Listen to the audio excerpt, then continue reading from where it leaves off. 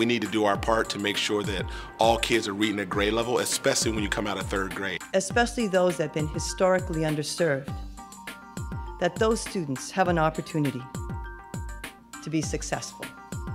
It's pretty clear that if you can read at your level by third grade, it's a great indicator of future success. Children come to school in kindergarten, and I think there's an old paradigm that had us thinking something magical happened in kindergarten for children in terms of their ability to read. We now know that that is in fact not the case. We really believe that this campaign and other campaigns across the country will only succeed not just at systems reform at the federal and state level, but getting it down to communities where it really happens. Our goal is to think about improving the health, social, emotional, and cognitive outcomes for children birth through third grade.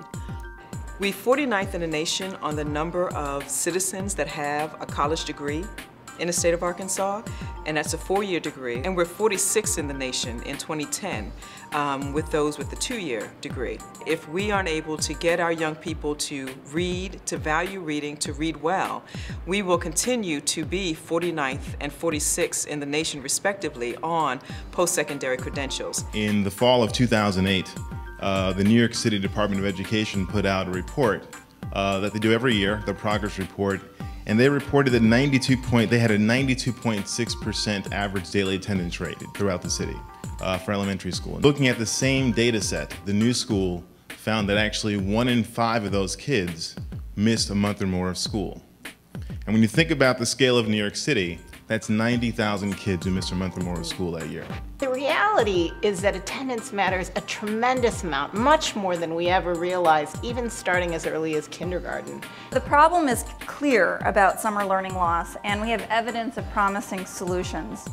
But despite the growth of national organizations like Horizons and Bell and many high-quality programs across the country, there is still unmet demand of dramatic proportions. Only 25%, maybe 30% at best, of these at-risk kids are going to meet state reading benchmarks in the next 2 years. Now, that's just not acceptable. The solution, like with so many businesses, so many different efforts, is not one idea or one implementation, but aggregating what we know and then using that in a coordinated basis. Like you all, Target believes that every student deserves a quality education regardless of race or class. That's why we are giving $500 million to education by the end of 2015, bringing our total commitment to education to date to more than $1 billion.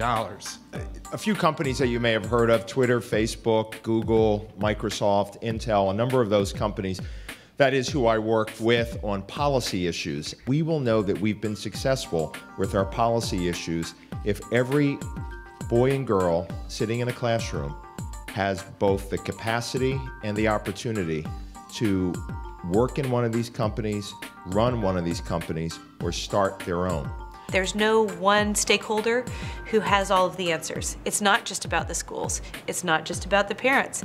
It's about communities, it's about families, it's about schools, it's about sort of the community organizations, it's about political leadership. And so this work to really try to bridge across the different silos that exist is one that's very well aligned with what we believe philanthropy can do best if it wants to achieve impact. I would consider it an unbelievable success if we had people realizing that where they ought to be spending the money is not on prison and incarceration, but on the front end for children birth through 18 in opportunity-based programs. Success for me would be like many, many more children who love to go to school, who are reading at home as well as in the classroom, teachers that have an easier time teaching because more kids are caught up, and fourth grade teachers who feel like eureka.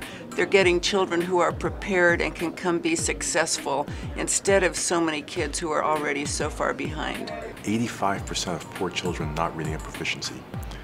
Until we get to 100% of kids reading proficiently at the end of third grade, we won't have one. There is no issue that is more important in our pipeline. We know it. The research shows it to us over and over again, that if we don't actually get our kids reading by third grade, it makes everything every single thing in the educational process more difficult.